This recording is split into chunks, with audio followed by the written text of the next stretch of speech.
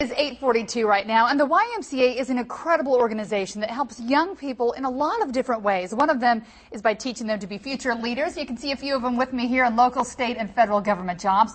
And just last week, a group of local high school students involved with the YMCA Youth and Government program saw that process firsthand in our state capital of Tallahassee. Joining us live in studio this morning, Mary Alicia Johnson with the YMCA and a few of your students you're working with. Good morning. Good morning. And we are just glad to be here.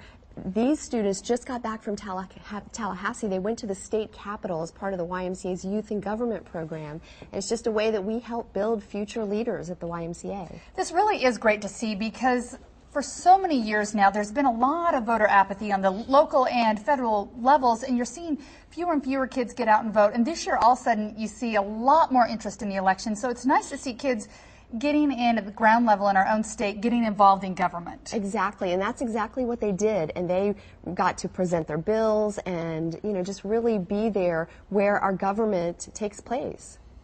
All right, we want to talk to a couple of the kids now about what you guys have been doing. I shouldn't call you kids, you're young adults here. Tell us about some of the bills that you wanted to present on the floor of the Senate. Well, my bill had to do with student safety on college campus. And I know when you go to youth and government, there's a lot of different bills. So there's a large variety of bills that you do. So. Yes. Okay, and that one obviously an important one right now. And tell me what you were there for. I was there to present a bill about domestic abuse and increasing its punishments so that we have more safe families and all that. Why was this one important to you? Because of I heard about the Michael Vick case and how long he's going to be in jail for, and I got to thinking and I realized that if I beat my dog, I'm going to jail for a lot longer than if I beat my future wife. Some interesting questions to think about, especially at a young age. Tell me what you wanted to talk to them about.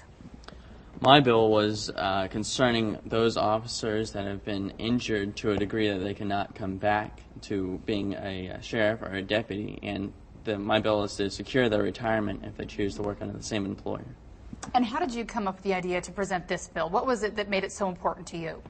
I heard about the Adam Pierce case from the Human Resource Director of the Orange County Sheriff's Department, because he is my assistant scoutmaster, and he gave me the idea and I decided to run with it.